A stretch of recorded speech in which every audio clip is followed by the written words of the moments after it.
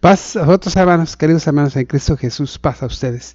Es un honor para mí estar con ustedes una vez más. La semana pasada, lamentablemente, como hoy también va a suceder, tuve que grabar como hoy estoy grabando este video para presentárselos el día martes a las 8:30, que es hoy. Yo les pido disculpas que no lo puedo hacer en vivo. La semana pasada fue porque tuve junta con el Consejo de Administración y pues esta semana también ahorita estoy en junta con los hermanos en el Consejo de Administración. Les pido a ustedes les ruego encarecidamente que me perdonen. Y bueno, pero de todos modos no vamos a dejar de estudiar la escuela. Y me gustaría también pedirles que pues hagamos esto un poco más, digamos, más de cooperación entre todos nosotros, ¿sí? Todos nosotros, de alguna manera, pues tenemos ya, nuestra escuela y todos estamos trabajando en ello, ¿sí? Bien. Hermanos, que en Cristo Jesús, perdón, estoy acomodando la luz. Quiero decirles que esta escuela sabática es una escuela muy interesante. Ustedes pueden opinar, pongan sus comentarios, hermanos. Pongan sus comentarios ahí, ya sea en el Face, en el YouTube. Los voy a estar leyendo.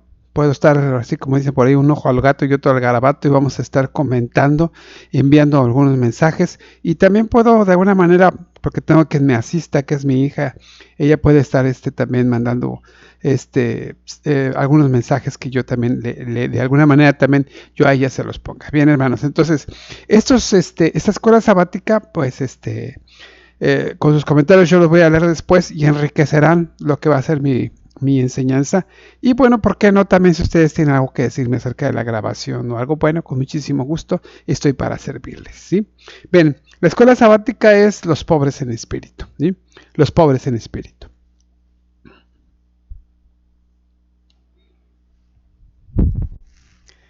Esta escuela sabática de los pobres en espíritu está basada en Mateo capítulo 5, verso 3, que ustedes ya conocen este pasaje. ¿Sí? Bienaventurados los pobres en espíritu, porque de ellos es el reino de los cielos. Mateo capítulo 5, verso 3. Y el énfasis de esta escuela sabática es reconocer la necesidad y dependencia de Dios. Bien, miren hermanos, es muy importante que comprendamos desde el objetivo lo que vamos a ver, porque el objetivo, recuerden que nos traza hacia dónde vamos. El objetivo, por lo tanto, en esta escuela sabática va a ser primero, ¿qué? Sí. ¿Qué es lo que vamos a ver? ¿Qué es lo que vamos a ver de esta escuela sabática? Vamos a comprender el significado de ser pobres en espíritu. Y además de comprender ese significado, también vamos a ver la importancia de esta bienaventuranza. ¿Por qué es tan importante ser pobres en espíritu? Eso es lo que vamos a ver. Bienaventurados los pobres en espíritu. ¿Para qué lo vamos a ver, hermanos? ¿Para qué? ¿Para qué? ¿O para qué? Sí, ¿para qué? Sí. Bueno, lo vamos a ver simple y sencillamente para el carácter, para forjar carácter. Esto va a empezar a forjar el carácter, man. Recuerden que hablamos de la primera escuela sabática acerca de la A, que la A sigue siendo la A, lo único que cambia es la forma en que está, pero el carácter es ese, que está ahí, que tenemos siempre, para forjar carácter, hermanos.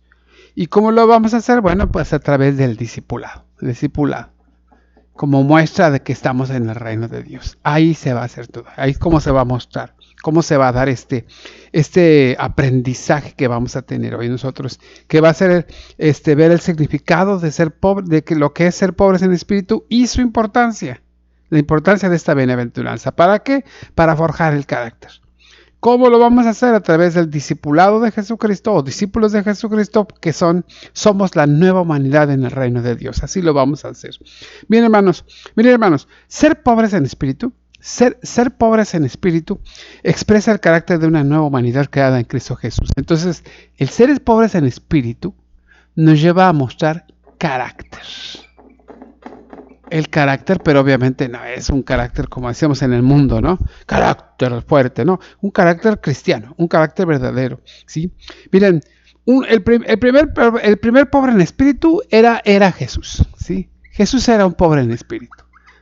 ¿Por qué, hermanos? Ahorita vamos a ver por qué decimos que Jesús es un pobre en espíritu. Miren, porque hay una cosa importante. Solo los que reconocen la imperante necesidad del Señor pueden ser parte de su reino.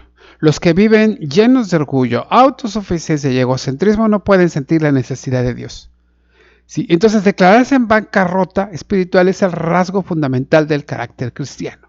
Esto es importante, lo escribí por ahí, lo van a leer ahí en mis comentarios, aquí y en otras partes del Facebook. ¿Sí? Ser pobres en espíritu expresa el carácter de una nueva humanidad creada en Cristo Jesús. Y sabemos esto ¿por qué? Porque Jesús era pobre y él lo expresaba así. Entonces, hermanos, solo los que reconocen la imperante necesidad del Señor pueden ser parte de su reino. No así los que son egoístas, envidiosos, autosuficientes, egocentristas. Ellos no pueden sentir la necesidad. Sí. No. Hay que declararse en bancarrota para poder nosotros tener este rasgo fundamental del carácter cristiano. Por lo tanto, bien, pareciera ser que la bienaventuranza esta de ser pobres en espíritu, pues es una contradicción. ¿Sí? Pareciera ser que lo que ofrece el sistema consumista y lo que ofrece la bienaventuranza. Esta bienaventuranza de ser pobres, ¿sí? Dice que somos dichosos. Y parecería contradictorio, porque mientras el mundo dice, el mundo consumista, dice que esto está mal, ser pobres está mal. ¿Sí? Es más, algunas iglesias, hasta cristianas, están diciendo que ser pobres es maldición. Pobres en espíritu, pero vamos a hablar pobres en espíritu. Pero aquí es una contradicción. Pareciera ser que el sistema actual del consumismo, ¿sí? Ofrece felicidad, mucha felicidad, pero la que ofrece el mundo es vana y es se va muy rápido, efímera, se va muy rápido, muy, como aquí dice la escuela sabática, dice, es artificial y vulnerable, ¿sí? Vana, artificial, vulnerable, se puede acabar, hermanos. Nosotros muchas veces estamos pensando, yo soy feliz con mi esposa, pero si se muere mi esposa, soy feliz porque tengo casa, y si viene un huracán o un temblor, soy feliz porque tengo mis hijos, y si se me van, cuando se me vayan de la casa, entonces supeditamos la felicidad a lo que tenemos. Y lo que está diciendo la escuela, lo que va a decir la escuela sabática es otra cosa, totalmente, ¿sí? Entonces, esto todo es un espejismo, porque lo que se ofrece aquí es un temporal y variable. Esta felicidad que ofrece el mundo. Por lo tanto, no puede ser feliz el que está pensando en esas cosas. Miren, el término bienaventurados, ya lo dijimos el otro día, el término bienaventurados es dichosos, felices, ¿sí? Bienaventurado significa dichoso, feliz, viene del griego Macarios, y el que se llame Macario, bueno, pues ya la hizo, ¿sí? Macarios, este bienaventurado es Macarios, es dichoso, es feliz, es una persona muy feliz, quiere decir bendecido, quiere decir que está bien, describe sobre todo lo que es el gozo interno, permanente y profundo. ¿Sí? Es una dicha, hermanos, que no puede cambiar. Recuerden lo que dice Juan 16:20, que este gozo que yo tengo en mi alma, solo Cristo me lo pudo dar. ¿Sí? Solo Cristo me lo pudo dar. Si Cristo me lo dio, el mundo no me lo puede quitar. ¿Se acuerdan de ese canto? Uy, viejísimo, ¿verdad? Bueno, entonces esto de ser feliz, esto de ser dichoso, de Macarios, dichosos del pobre en espíritu, es un estado de paz, de gozo interno. Es una situación que es intocable.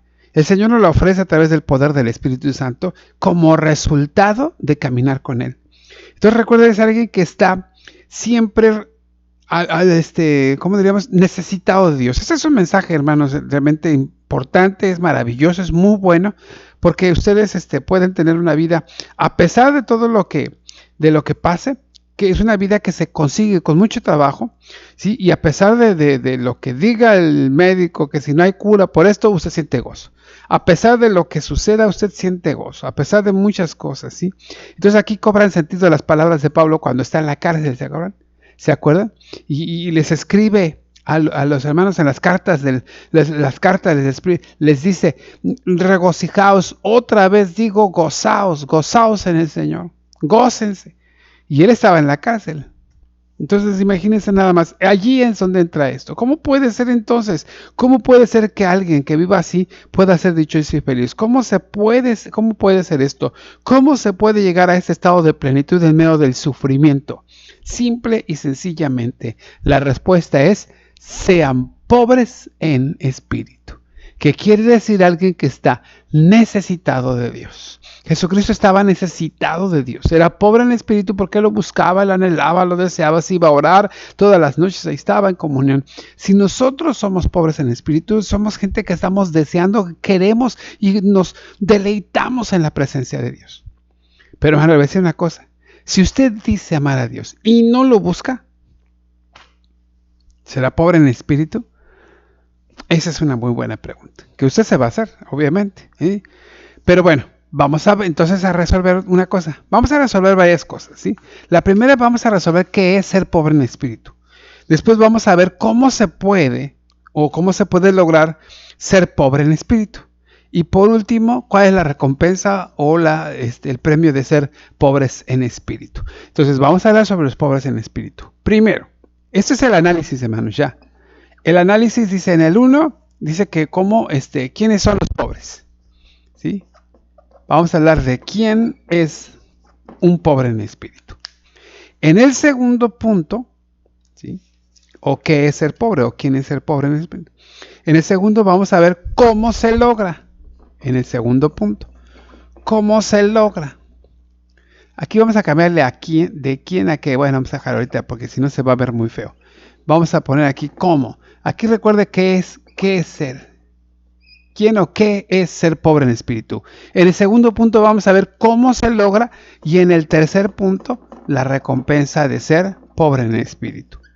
Ahorita la vamos a ver. Qué importante va a ser esta. Esta está muy buena, ¿eh? Pero bueno, vamos a ver quién o qué es ser un pobre en espíritu. ¿Vamos? ¿Sí? ¿Está de acuerdo? Acompáñeme entonces. Mire, la palabra traducida aquí para pobre, hermanos, para pobre, se traduce en dos palabras, ¿sí?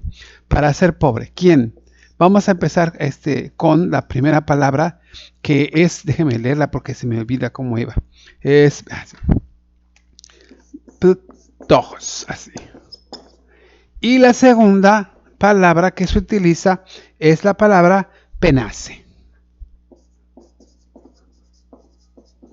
Mire, le explico. Ptojos. Estos son pobres, totalmente pobres. Estos pobres, ¿sí? Son personas que de alguna manera son a los que se hace referencia a los que tienen una carencia extrema de bienes materiales. En pocas palabras, describe la condición de un mendigo. Estos son pobres, totalmente pobres, carentes de cuestiones materiales. ¿Sí? Estos ptojos. Y los penaces, estos son gente que puede trabajar, hace referencia a gente que se gana su sustento, ¿sí? Puede trabajar, son gente que se sustenta, pero a final de cuentas no tienen como otros muchos recursos, pero bueno, pareciera ser que aquí entonces nosotros la clave para poder experimentar la plena dicha de Dios podría ser esta, pero no es esta, es tojos. ¿Por qué? Porque como son carentes, estas personas regularmente, como son muy, muy pobres, ellos están dependiendo de otra persona. No pueden subsistir por sí solos, dependen de otro. ¿Sí? En cambio, estos pueden sustentarse, pueden trabajar para sí. Son muy pobres, sí, no tienen carencias, sí, pero pueden hacerlo. Estos no. Entonces, eso es en lo material, pero lo vamos a llevar al terreno espiritual. Y en el terreno espiritual nosotros vemos la diferencia. Aquellos que creen que pueden tenerlo y aquellos que no tienen. Entonces, ¿qué es ser un pobre en espíritu? Un pobre en espíritu, sí. Un pobre en espíritu es aquel que depende totalmente de Dios. Suena lógico. Suena ilógico, es absurdo, es una paradoja, es contracultural, pero pues usted ya tiene que ver aquí, dar su opinión. Ojalá ustedes puedan escribirla, yo lo voy a estar leyendo después y podemos conversar acerca de esto. ¿Qué opina usted acerca de esto? ¿Sí? Ahora, nosotros tenemos que entender que estos pobres en espíritu, ¿sí? a la causa de la que se refieren, le estamos diciendo que estos ojos tienen una pobreza física o material, pero Dios no se hace referencia a los pobres que tienen carencia, sino la Biblia muestra que el Señor y sus discípulos anduvieron mendigando. Estamos hablando entonces no de aquellos que tienen una carencia material, los pobres, una carencia material, no, sino aquellos, hermanos, de alguna manera, porque Cristo no andaba mendigando pan. David lo dijo en el Salmo, ¿no? Dice, joven fui y envejecido y no he visto un justo desamparado ni su simiente que mendigue pan. Por lo tanto, no está hablando de los pobres que tienen carencias, materiales. No tiene que ver por ahí el asunto, ¿sí? Sino está hablando de aquellos que tienen pobreza espiritual. Hace referencia a la inferioridad, es decir, internamente se reconoce pobre, vacío, en bancarrota total. Entonces la expresión del espíritu se refiere a una actitud. A ser pobre en espíritu es hacer un acto de humildad, o ser muy, muy humildes en este caso. Los pobres entonces son gente carente, ¿sí?, de todo aquello que pudiera ser un sustento para sus vidas, un sustento espiritual. Dependen totalmente de Dios. Totalmente de Dios. De ellos dependen de Él. Y entonces esto los lleva a ser pobre espiritual, es una actitud, o tener una actitud de ser de una actitud humilde. Es tener disposición a reconocer su propia pequeñez o sus carencias. No puedo, solo Dios puede hacerlo, no puedo yo. Es tener la actitud sencilla de reconocer que no se tienen los suficientes méritos, que no se cuenta con derechos para reclamar algo. En consecuencia, es disponerse a reconocer la necesidad de la gracia del favor gratuito de Dios. ¿Sí? Solo cuando la persona se reconoce absolutamente incapaz de sobrevivir por sí solo, ¿sí?, esta persona es cuando se reconoce vacío, cuando se declara insuficiente, es cuando entonces ante Jesucristo puede depender plenamente de la gracia de Dios e intentar, obedecerla. Entonces, estos pobres, ya no solamente los carentes de cosas, sino los que dependen totalmente de ¿quién? De Dios. ¿Sí? Estos dependen totalmente de Dios. Entonces, ellos se reconocen carentes, humildes, no pueden hacerlo. Dios dependen de él, todo lo va a poder hacer por Dios, no pueden hacerlo ellos mismos. Entonces se aferran a su gracia, a su amor. Esos son los pobres en espíritu. Estos son. La persona entonces reconoce eso. Entonces, ¿qué es lo opuesto a ser pobre? Los soberbios, los orgullosos, los egocéntricos, la gente que sí dice, no, yo sí puedo hacerlo. Miren, hermano, pareciera ser que tiene una actitud que pudiera ser de autosuficiencia y que se llenan de orgullo y se ponen por encima de los demás. Y pareciera ser que mucha gente dice, no, yo no soy así, porque yo sí dependo de Dios. Pero, hermano, si en nuestra vida, nosotros decimos buscar a Dios y no vamos a su casa, no vamos con Él, no lo buscamos ni en oración, ni en la lectura de su palabra, ni en comunión, ni atendiendo al hermano, al prójimo, no haciendo la voluntad de Dios, entonces somos autosuficientes. Cuando usted piensa, o cuando de alguna manera alguien piensa de esta manera, porque usted no, yo sé que usted es muy inteligente y no piensa así, pero cuando ve a alguien que solo va a la iglesia por puro compromiso y no busca a Dios en toda la semana, hermano, pues entonces estamos hablando de alguien que es autosuficiente, que alguien que no necesita a Dios, ¿sí? Y eso es ser lo contrario de ser pobre en espíritu. Entonces, si luego entonces este espíritu, este pobre en espíritu, es una persona carente, es una persona que depende totalmente de Dios, el pobre en espíritu, ¿cómo puedo llegar a ser yo una persona, un ser espiritual en ese sentido de pobreza? Bueno, lo primero es vaciarse. Y vaciarse es dejar todo lo que soy. Mire, hermano, cuando uno está a las alturas, uno tiene todo. Se siente bien, pero imagínense nada más, vaciarse es dejar todo y venirse acá. Un ejemplo de eso es Jesucristo. Jesucristo dice, el cual siendo en forma de Dios, no tuvo por qué aferrarse a ser igual a Dios, sino que se humilló a sí. Y estando en la forma de Dios, se humilló y se hizo, ¿sí?, humilde, se sujetó al Padre y se hizo hombre. Se vació, dejó todo y se vació para acá. A esto en los teólogos le llaman kenosis, que significa vaciamiento. Bueno, nosotros tenemos todo. Cuando nosotros dejamos de depender de lo nuestro, hermanos, entonces dependemos de Dios, ahí está el asunto. ¿Sí? Tener un buen empleo. Y se lo digo porque yo lo tenía. Trabajaba yo 2 escuelas, trabajaba yo en un restaurante, aparte era pastor de iglesia, y estaba muy bien, y tenía mi casa, mi carro, mi buen salario y todo. Y un día al Señor le dije, pues eso es todo lo que hay que hacer. Y sentí en mi corazón el llamado del Señor para ir a predicar a otra parte, a donde necesitara. Y entonces dije, pues tengo que dejar todo. Tengo que dejar trabajo, tengo que dejar casa, y dejé todo, hermano.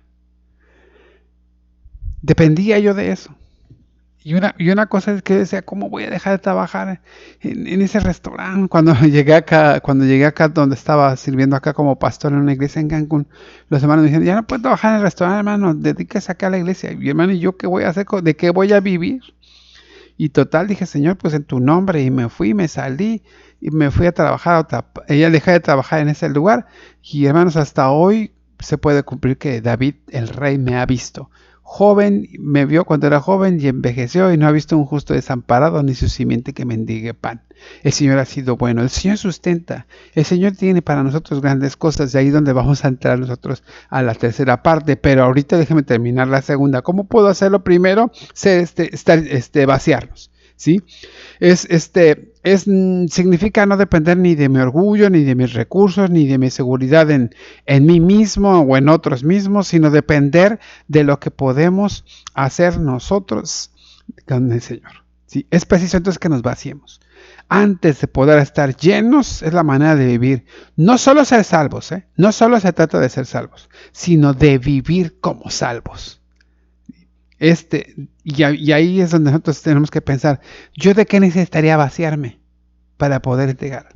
Es como aquel niño que toma un juguete que no es suyo, y entonces ya ves que los niños son egoístas, no es mío, mío, mío, pero no es de él. Y usted se lo quiere quitar y él llora y no quiere. Bueno, hermano, ¿qué es lo que usted hace? Bueno, ¿qué es lo que hace? Cuando usted lo toma al niño y le da otro juguete que al niño le interese, deja y agarra este. Entonces hay que vaciarnos, hay que dejar lo que tenemos para poder recibir otro. Pero eso estamos hablando de las recompensas. Ahorita vamos a hablar solamente de cómo hacerlo, es vaciarnos, dejar. Dejar de depender de nosotros, de lo que tenemos, para depender solamente de Dios. De lo que podamos hacer nosotros con Dios, ¿sí? Mire, ¿cómo podemos hacer nosotros ser espirituales? En este caso, ser pobres espirituales. Deje de llenar el orgullo. ¿Mm? Incluso a veces dentro de la iglesia nos sentimos tentados a sentirnos merecedores de recibir halagos. ¡Qué bien predica el hermano! Mira qué bonito da las escuelas sabáticas y las sube a YouTube y todo. Hermano, no depende de eso. No. ¿Sí? Si la predicación fue acertada, si la escuela sabática está siendo de bendición para otros, es necesario que nosotros procesemos esos comentarios de forma que nos permita tener los pies en la tierra, reconociendo que todos los dones y virtudes vienen de Dios y son dados a través del Espíritu Santo, para darle la gloria solo a Dios y edificar a su iglesia. Eso es necesario, hermano. Eso es necesario. Usted puede ser músico de la iglesia, perfecto, qué bueno, toca muy bonito, qué bueno, pero ¿es para quién? Para la gloria de Dios, no para su gloria. Un hermano llegó un día a la iglesia y le dice al pastor, dice, hermano, fíjese que hoy no me gustó mucho la alabanza. Y el pastor le dice, qué bueno, porque no era para usted, era para Dios. Los dones, los servicios, todo lo que nosotros hacemos, hermanos, son para Dios, no para nuestra gloria. Lo que hagamos sea para Dios. Es necesario entonces nosotros pedir constantemente a Dios por la llenura de su presencia en nuestras vidas. Solo así el orgullo se mantendrá bajo control. ¿Sí? Hay que pedir su presencia. Entre más nos llenemos de ella, mejor, hermano. Es increíble que vivamos iglesias con música perfecta, con predicaciones perfectas, que vivamos en iglesias y templos adornados, bellos, hermosos, con las mejores flores, con el mejor púlpito, con la mejor presentación, con el mejor fondo, con el mejor predicador, y iglesias sin Cristo, iglesias sin la presencia de Cristo. ¿Qué son, hermanos? Metal que resuena, címbalo que retiñe, ¿sí? Ahora, si nosotros hemos entendido, hermanos, lo que esto quiere decir, entonces vemos que estos carentes, que estos pobres en el espíritu, todos ellos dependen totalmente de Dios. Entonces convendría que todos fuésemos igual, todos fuésemos así. Bueno, entonces, ¿qué hacemos? Bueno, lo que debemos hacer es vaciarnos. ¿Sí? Es vaciarnos y dejar el orgullo y la soberbia. Esto, aniquilarlo, quitarlo, hacerlo a un lado. No sirve, no funciona.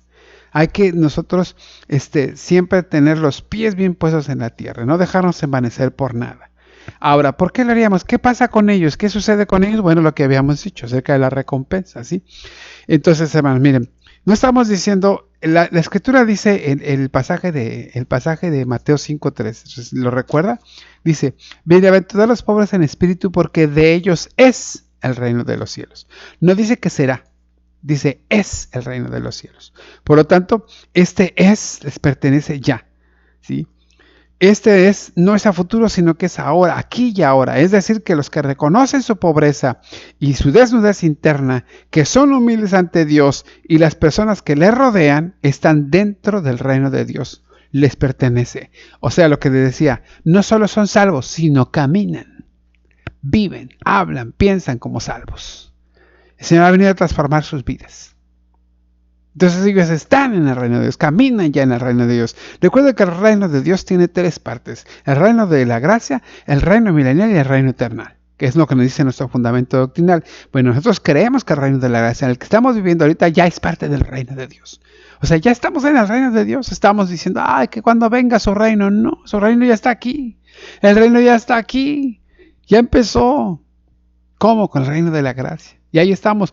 Vivamos como personas que estarán en aquel reino futuro, sí, pero que ya están en el reino ya desde hoy. Vivámoslo desde hoy ya. Entonces, esto, hermanos, nos hace entonces cambiar la perspectiva de la vida. Porque es su reino.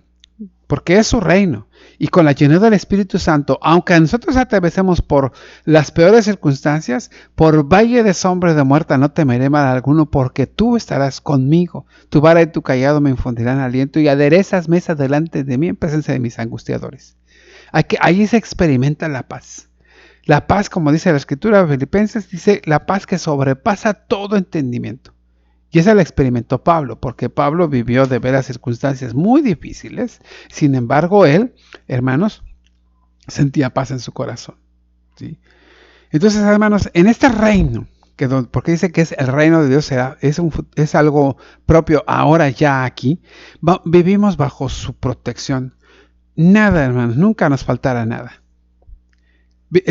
Jehová es mi pastor y nada me falta. Esa es la traducción más correcta. No es nada me faltará, es nada me falta. Y esto quiere decir entonces que nada nos falta. Con Él no nos falta nada. Hermano, pero vivo bien pobre y todo. No te falta nada. Estás con Dios. Tienes lo mejor. Una vez decía un hermano, oye hermano, es que la iglesia está vacía, no vino casi nadie. No, la iglesia está llena. ¿Por qué? Porque aquí está Dios. Y si Dios está aquí, hermano, el templo está lleno. Con Dios, hermanos, somos mayoría. Nada nos va a faltar. En su reino vamos a encontrar protección. En su reino vamos a encontrar nosotros que podemos vivir con gozo pleno aquí y ahora. A pesar del dolor, del sufrimiento, se puede sentir la paz y no cambia las circunstancias, que no van a cambiar las circunstancias externas. Pablo estaba en la cárcel, allí estaba, tenía los pies en el cepo, las manos encadenadas, habían sido azotados, estaban en la parte más honda. ¿Y sabe qué hizo Pablo y Silas? Se pusieron a orar y a cantar. ¿Por qué? Porque tenían paz en su corazón. Porque Dios no podía mover ninguna de las cosas que ellos sentían. Por Dios no podía mover ninguna de las circunstancias que estaban viviendo en ese momento. ¿Sí? Ahí está. Es lo que vemos nosotros en las cartas de Pablo, es lo que vemos ahí, regocijados, y ahí está el carácter. Y bueno, hay tantos y tantos testimonios. Podríamos ofrecer testimonios de eso. ¿Por qué no me lo manda? Mándeme a un testimonio que usted conozca acerca de alguien que haya vivido así, que tenga esa paz, que a pesar de las circunstancias lo tenga. ¿Por qué no me lo platica? Póngalo ahí en los comentarios en el Face, o mándemelo en el YouTube, o tal vez este mensaje de personal si gusta. Busque ahí mi página desde el estudio del pastor, ahí está mi teléfono, mándemelo en un WhatsApp. Pero ayúdenos, mande eso. Ahora, hermanos, si ya tenemos entonces nosotros todo esto, ya sabemos que los pobres en espíritu, ¿sí?, son aquellos que de alguna manera son carentes de recursos y de cosas propias y que dependen totalmente de Dios. Bueno, estos pobres en espíritu, ¿sí?, Ya nosotros estamos viendo que son gente que es pobres en espíritu y dependen totalmente de Dios. Ellos son, bueno, ¿cómo podemos ser como ellos? Pues ya dijimos, vaciando nuestras vidas y no alimentando el orgullo. Y por último dijimos que las recompensas que ellos tienen es que el reino de los cielos, ellos lo tienen ahora. El reino de los cielos es de ellos ahora. Y estamos viviendo en el reino de los cielos ahí. Ya explicamos que vivir en el reino de los cielos, entonces implica que cambia nuestro modo de pensar. Porque si vivimos aquí, hermanos, ¿cómo podemos comportarnos de otra manera? Tenemos que comportarnos a la manera de lo que estamos viviendo. Si nosotros vivimos en Estados Unidos, pues hablamos inglés, vestimos como americanos, comemos como americanos, pensamos como americanos, vestimos como americanos. Si vivimos en el reino de los cielos, pensamos como hijos de Dios, como ciudadanos del reino, vivimos como ciudadanos del reino, hablamos el idioma del reino, pensamos el idioma del reino. Todo eso, hermano. Entonces es importante que nosotros entendamos esto. ¿Para qué? Para que podamos vivirlo día con día y entonces podamos descenderlo, este conocimiento, a los hermanos, a la gente, ¿sí? ¿Qué podemos hacer entonces nosotros, sí? ¿Qué podemos hacer con todo ese conocimiento? Bueno, lo primero es que nosotros nos atrevamos a vaciar nuestro ser interior de orgullo, de vanidad, de autosuficiencia y de egocentrismo, ¿sí? Todo eso no va a permitir la llenura del Espíritu Santo. Hay que quitarlo, hacerlo a un lado para que entonces pueda venir lo que decía del niño. Deja ese juguete y toma el otro. Deja esto y toma esto que es mucho más grande, mucho más valioso. Hay que hacer una lista, hermano, nosotros, de aquello que internamente nos está estorbando y de lo que debemos de cambiar. Tenemos que reconocer nuestras debilidades y los errores que cometemos. Ese es el primer paso de inicio para un cambio. Si usted reconoce que no ha tenido una buena comunión con sus hermanos, reconózcalo y entonces empiece el cambio. El problema de la gente autosuficiente y orgullosa es que no reconocen que están mal. Cuando alguien no reconoce, aunque esté bien, está mal. ¿Y cómo puede ser posible? Sí, porque si usted se aferra a que sí, bueno, entonces hay que entender al otro. Quizá el otro esté mal, sí, ok, está mal el otro, yo estoy bien, pero hay que entenderlo, bajarnos. Decía Pablo, ¿no? Recibid al flaco en la fe, pero no para contienda, sino para vanagloria, para gloria de Dios. Entonces, ¿qué hacemos nosotros con el otro? Que aunque sabemos que está mal, bueno, tenemos que dialogar, hablar, pero si me monto en mi macho y yo digo, no, es que es así, yo tengo la razón, podría tener la razón, pero su orgullo no lo deja cambiar esas cosas. ¿Sí?